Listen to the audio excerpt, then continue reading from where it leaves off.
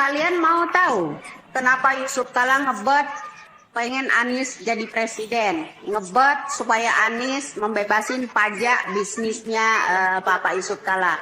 Jangan lupa ya komen, karena Yusuf Kala anaknya juga pengelola yang namanya jalan tol. Mana tadi yang nyinyir-nyinyir soal jalan tol?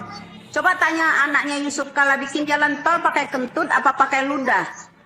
Apa pakai uang? Itu aja ngutang sama swasta dia ya, biayanya untuk bangun jalan tol itu ya. Ngurusin lagi utang negara, lo bilang buka jalan tol ini pakai ngutang. Anaknya Yusuf Kala itu ngutang ke swasta, makanya dia nggak kembali modalnya, supaya Anies itu anggarannya bisa dipakai sama Yusuf Kala. Paham lo ya? Nyinyir doang lo bisa.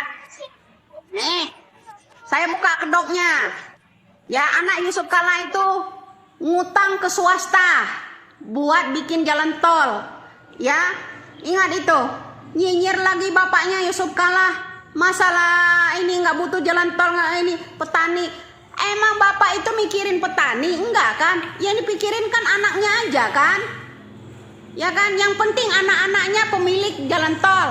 Ngutang ke swasta pula. Kenapa dia memilih Anies supaya harus jadi presiden? Pertama, modal dia ngembalikan rizik dari Arab, tebus rizik dari Arab itu belum kembali, ya kan? Modal dia pilkada dulu Anies dibiayai nama Yusuf Kala belum kembali.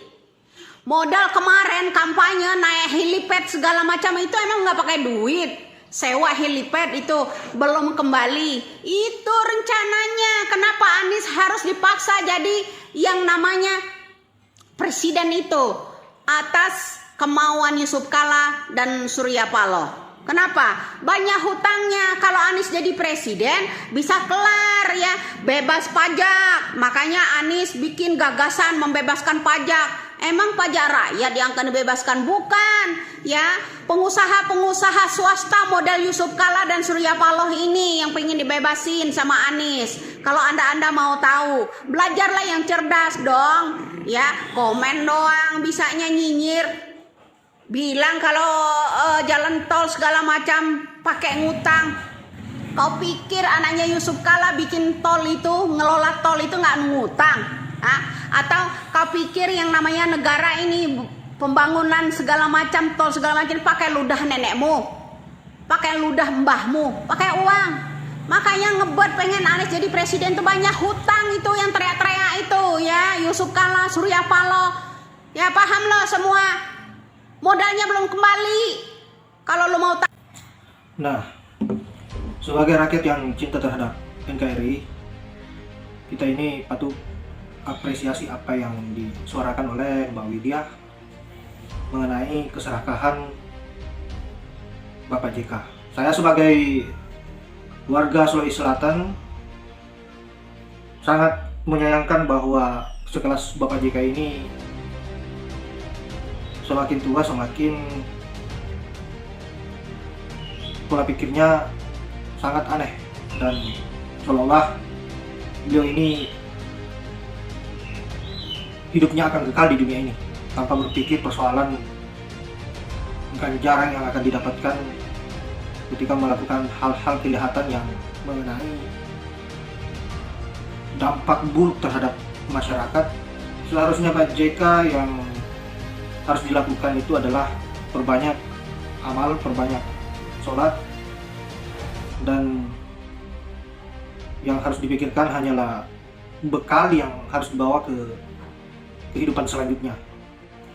Seharusnya Pak JK istirahatlah dan nikmati masa tuanya, berhentilah mengurusi persoalan politik, karena masih banyak pemuda-pemuda yang seharusnya terjun di bidang tersebut untuk melanjutkan apa yang menjadi cita-cita Bapak ini untuk kemajuan bangsa dan negara.